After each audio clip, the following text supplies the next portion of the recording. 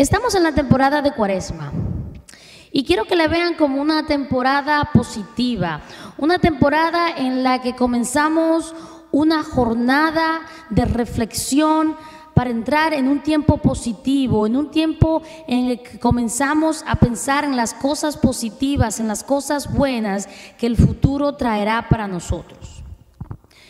En la lectura del Evangelio de hoy, vemos a Jesús después de su bautismo, que va al desierto y está allí por 40 días. 40 simboliza algo especial en las Escrituras. Y así, siguiendo ese simbolismo, voy a predicar hoy por 40 minutos. Así que, por favor, pónganse cómodos. No, claro que no voy a predicar por 40 minutos. Pero el número 40 tiene simbolismo de algo en las Escrituras y ustedes pueden verlo que surge con bastante frecuencia. Y creo que, como muchas cosas en la Biblia, el uso del número 40 está destinado a ser literario más que literal. Entonces, ¿qué significa sino un pasaje literal de un mes y un poco más? El diluvio universal mítico fue el resultado de 40 días de lluvia. 40 días en un zoológico flotante, con la especie humana casi totalmente eliminada, excepto de Noé, por supuesto, y su familia. ¿Qué tiempo de prueba hubiera sido esto? Y luego, para repoblar la tierra con una fuente genética tan pequeña. Bueno, eso presenta todo tipo de problemas. Por supuesto que la historia parabólica y no histórica, y sin embargo, los 40 días de lluvia, 40 días de limpieza de la tierra, 40 días de dificultad, que dará lugar a un nuevo comienzo y nuevas posibilidades. Eso debe ser lo que 40 simboliza. No la historia o la ciencia, sino la sugerencia poética que los largos periodos de dificultad, la decepción, los tiempos duros o incertidumbres pueden ser seguidos por días mucho mejores. Los días de problemas suelen ser un tiempo para aprender lo resistente que somos. Un tiempo para convocar la esperanza, aun cuando las situaciones parecen ser sin esperanza. Un momento para imaginar las formas en que las cosas podrían ser mejor. Un tiempo para buscar cosas para celebrar y disfrutar, aun cuando el cielo parece estarse cayendo. Y un tiempo de avanzar hacia la experiencia de la sanación y la renovación. Por supuesto, Moisés condujo a la comunidad, su comunidad, a través del desierto durante 40 años. Una vez más, no voy a pasar mucho tiempo preocupándome acerca de la cronología exacta. Hemos tenido nuestros momentos de desierto y tan seco como son esos momentos, la promesa de la leche y la miel nos mantienen en movimiento hacia adelante. A veces 2 pasos hacia adelante y 1 hacia atrás. Pero nunca perdemos la esperanza y nunca aceptamos que merecemos menos que el paraíso que la jornada tiene la intención de ayudarnos a encontrar. Moisés pasó 40 días con Dios en la montaña. Le tomó a los espías 40 días para buscar la tierra prometida y traer de vuelta de sus productos. Goliat se burló del ejército de Israel durante 40 días antes de que David finalmente lo llevó hacia abajo. Elías pasó 40 días en una montaña donde escuchó la voz divina. Los habitantes de Nínive pasaron 40 días en la renovación espiritual después que Jonás les dijo que Dios los iba a castigar. Pero quiero que sepan que Dios no los castigó y Jonás estaba molesto, pero aún así allí estaba el número 40. Y hoy vemos a Jesús en el desierto por 40 días. En un recurso literario utilizado una y otra vez para dar el punto de que los momentos de prueba o de búsqueda o incluso de vagar sin rumbo pueden ser una experiencia de curación creciente en la que podemos llegar a ser más fuertes, más seguros y en la que podemos salir hacia el otro lado de una manera mejor de que la que nunca antes habíamos estado. Desde las historias de Noé, a Moisés, a David, a Elías, a Jonás, el número 40 se usa cuando se habla de jornadas, de periodos de lucha o momentos de reflexión que conducen a un cambio positivo. El número 40 no se trata de días o años, se trata de la promesa que el llanto puede durar toda la noche, pero la alegría viene al amanecer. El número 40 sugiere que la lluvia cae sobre los justos e injustos. Pero después de la lluvia, la belleza y la fragancia y el crecimiento están por todas partes para ser encontrados y disfrutados. Jesús va al desierto. En sentido figurado o literal, por días o por horas, no importa. Lo importante es que vemos a Jesús pasando por la experiencia que todos conocemos por nosotros mismos, un momento de examen de conciencia, aprendiendo, creciendo y finalmente emergiendo saludable, más fuerte y más confiado de lo que antes jamás éramos. Ahora, en esta experiencia en el desierto, Jesús es tentado. En la historia, la tentación parece venir de un tipo de fantasma o de eso a lo que la gente le llaman el demonio o el diablo. Pero si yo no voy a literalizar el número 40, asimismo tampoco voy a literalizar a este dicho fantasma o a ese llamado diablo. Sé que cuando vemos la crueldad, la codicia, el egoísmo, la opresión, el abuso, solemos nombrar tales males condiciones como el mal. Pero es maldad humana.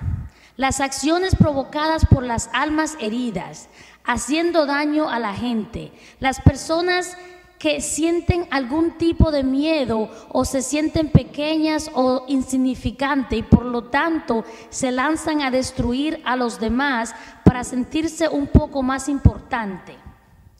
Pero recuerden, los Hitlers del mundo no ocurren porque se sienten bien acerca de sí mismos. Pero las malas acciones humanas y enfermedad del alma, que a veces llamamos el mal, no es una fuerza en sí misma. El mal no tiene sustancia, no es en última instancia real. Si Dios es omnipresente, entonces no puede haber ninguna otra presencia. No puede haber nada en realidad para oponerse a Dios. Por lo tanto, lo que parece ser el mal es el resultado de las malas decisiones humanas. Pero la buena noticia es que podemos tomar mejores decisiones y entonces el mal debe desaparecer. La pesadilla más horrible y repugnante no es real. La experiencia de ella es terrible. Pero el momento en que nos despertamos se desvanece en la nada de donde vino. Es en Dios en que vivimos, nos movemos y tenemos nuestro ser. y no puede haber ningún mal en Dios. En lugar de personificar la apariencia del mal, ¿no sería nuestra energía de mejor servicio al hacer que podamos crear a un mundo en el que eso que llamamos el mal no pueda florecer? En cualquier caso, Jesús es tentado, y no creo que Él es tentado por aquel que llaman diablo. Jesús dijo: hágase de acuerdo a su creencia. Él es tentado a creer que algo fuera de sí mismo lo puede definir, pero él supera la tentación y decide creer en sí mismo. En lugar de creer en el demonio, él cree en el Dios que es todo bueno y está dentro de su propia alma. Elige a creer en el bien, y cuando lo hacemos, entonces el bien es lo que más probablemente vamos a experimentar. Y esa es la lección de Jesús hoy, y la nuestra. La voz de la duda que fue plantada por un padre o una madre o un maestro o una tradición religiosa, pero que encontró su camino en el CD de nuestras mentes. Ese diablo o demonio que no tiene sustancia, pero cuyas mentiras nos pueden golpear hacia abajo hasta negar que la voz es real o que esa mentira se justifica. Ese demonio, la creación de un error humano, ha llamado a la puerta de nuestro corazón más de una vez. Y así, a punto de iniciar una misión de afirmar a las personas sin estatus en la sociedad, una misión de tocar a los intocables y llegar a incluir a aquellos que no habían sido incluidos, de capacitar a las personas para que puedan experimentar la dignidad aún en medio de las dificultades, la esperanza cuando las situaciones parecen ser sin esperanza, el amor propio aun cuando se les dice constantemente que son básicamente propiedad de un imperio. Jesús está a punto de embarcar en este ministerio de elevar almas, de cambiar el mundo, de buscar la justicia, de derribar barreras. Y la voz odiosa de la duda aparece para decirle: ¿quién crees que eres para tratar de hacer algo tan grande? Pero Jesús discute con esa voz sin nunca sugerir que podría estar en lo cierto o que tenía derecho a invadir su mente.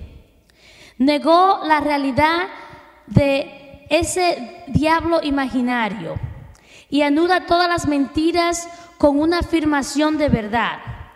Cuando la voz de un ego herido dijo: ¿quién crees tú que eres?, él respondió afirmando su valor sagrado. Y la voz negativa, ese tal llamado diablo, finalmente tuvo que callar y desaparecer. ¿Tú quieres alimentar a los hambrientos? ¿Cómo vas a hacer eso? No puedes ni siquiera pagar tus propias deudas. ¿Puedes convertir piedras en pan? Pero entonces Jesús niega que la voz de la crítica tiene mérito y cita a Deuteronomio 8:3. Dios te alimentó con maná, que ni tú ni tus antepasados habían conocido, para hacerte saber que no solo vivimos de pan, sino de toda palabra o principio que viene de Dios. ¿Quieres hacer frente a las formas de imperio donde los pobres se supone que callen y hagan lo que se les dice? ¿Quieres desafiar a los sistemas de privilegio y en lugar quieres afirmar el valor sagrado de toda la gente? ¿Tú quieres sugerir que el estatus, la clase o el linaje no hace a nadie más que importante que a cualquier otra persona? No seas ridículo. ¿Por qué no hacer lo que tantos otros hacen? y también adorar, es decir, cede el paso al sistema del imperio. ¿Por qué luchar por la igualdad de las oportunidades, por los salarios justos, por igualdad de protección para todo el mundo, cuando podrías vivir una vida más fácil con solo aceptar el status quo?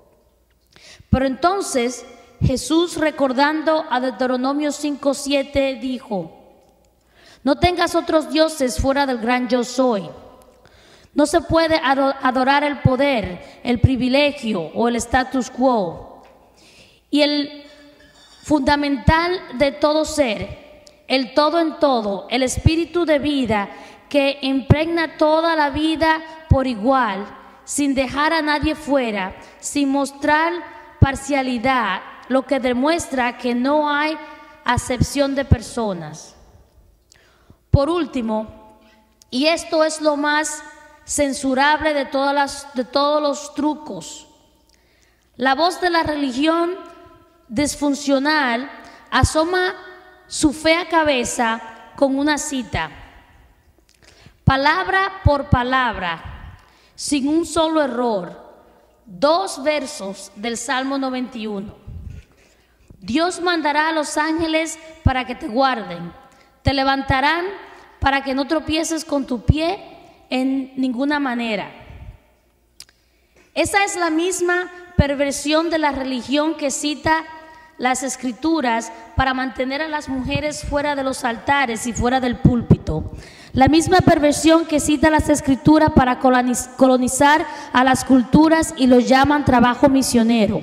La misma perversión que cita las Escrituras para promover el odio hacia la comunidad LGBT, la cual es tan sagrada como cualquier otra. Cuando la religión se convierte en un arma, se convierte en parte de la maldad humana y no tiene sustancia, por lo que puede ser tan aterradora de todos modos. Pero Jesús no cayó en la trampa. Algunos han utilizado las Escrituras para controlarlo o degradarlo. Y ahora él oye o recuerda las Escrituras siendo utilizadas en una manera que lo pueden lastimar. Aceptar un estatus de segunda clase debido a su identidad de transgénero. Odiarse a sí mismo o ocultarse a causa de su amor por alguien de su mismo género, sentirse avergonzado o culpable por su relación con una persona de otra tradición o de otra fe. Los versos son lanzados contra él para causarle miedo o vergüenza. Entonces él recuerda que tal uso de las Escrituras es un mal uso de ella. Tal uso del nombre de Dios es tomar el nombre de Dios en vano. Y en vez de ser manipulado por un uso abusivo de las Escrituras, él vuelve con un verso que él puede utilizar no para herir a otro, sino para simplemente levantarse a sí mismo. Y así él cita a Deuteronomio 6:16 diciendo: no pongas a prueba a tu Dios. Sí, la Biblia dice que Dios puede protegernos cuando estamos en tiempos de problema. Pero eso no significa que debemos hacer cosas tontas para ver si Dios nos protege en esos malos tiempos. No daré a Dios esa prueba, porque al final yo soy el más probable que fallará. Como dijo el apóstol Pablo en la primera lectura de hoy, la palabra de la verdad, la palabra de poder, la palabra de curación ya está en nuestros corazones y en nuestras bocas, listas para ser habladas. Jesús hoy nos enseña cómo. Él no dice que las experiencias del desierto no ocurren. Él no dice que las voces negativas nunca vendrán a nuestra cabeza a tratar de hacer daño. Pero sí demuestra que podemos dominar a los mensajes negativos con afirmaciones positivas y una creencia en nuestra dignidad y valor sagrado. La Cuaresma puede ser una jornada, incluso ser para algunos de nosotros una experiencia en el desierto. Pero Jesús nos muestra que puede haber sanación aún en el desierto. Y estas son las buenas nuevas. Amén.